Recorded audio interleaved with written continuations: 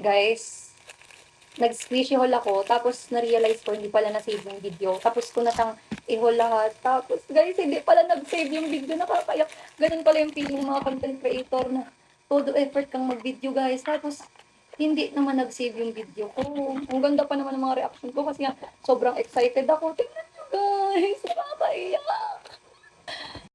Pero dahil dyan guys, papakita ko pa rin yung mga nasbili ko worth 300 pesos. Grabe guys, nalulungkot ako. Kasi naman for the video ko, tapos hindi pala nag-save yung mga clips ko. Sayang. Go. Guys, ito yung first na nabili ko is, ito yung butter. Napanood ko lang to kila Kevin. Sobrang cute niya and slow rising siya. Tingnan nyo. O, diba? Cute. Sayang talaga yung video ko. Ganda pa ba reaction ko dun.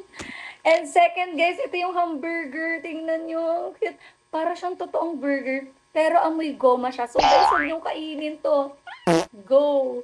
Sobrang cute, guys. I-rate ko to ng 9 out of 10 kasi sobrang nakaka-relax talaga. Pero next ko, guys, is itong burger. Sobrang lambot niya. Like, girl. Tingnan nyo.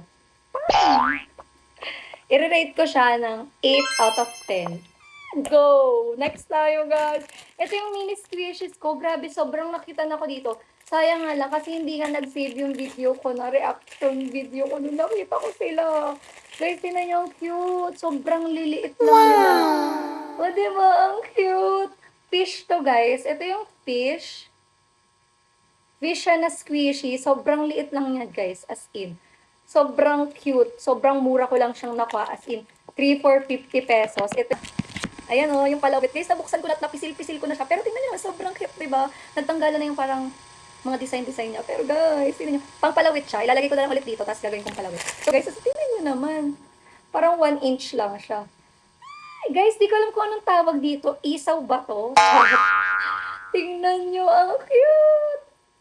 Guys, i-rate ko tong mga minis ko 10 out of 10 kasi nakitan talaga ako as in. Tingnan nyo. Guys, ito naman yung next is yung capybara natin. Nakita ko to kay Kevin, tsaka kay Elle. Favorite pala to ni Kevin. So guys, tinignan ko, sabi ko, ano yun? Tapos binili ko na rin siya. Go, ang cute. Tingnan nyo, oh. Sobrang lambot niya. Mas malambot to dun sa burger. Kaya ito, i-rate ko siya ng 9 out of 10. Go! Oh, kasi ito yung pinakamura. On 35 pesos ko lang siyang nabili. Wala na kasing ibang design. Gusto ko sana color pink. Pero sabi ni ate, ay ate, wala nang pink. So, go, okay lang.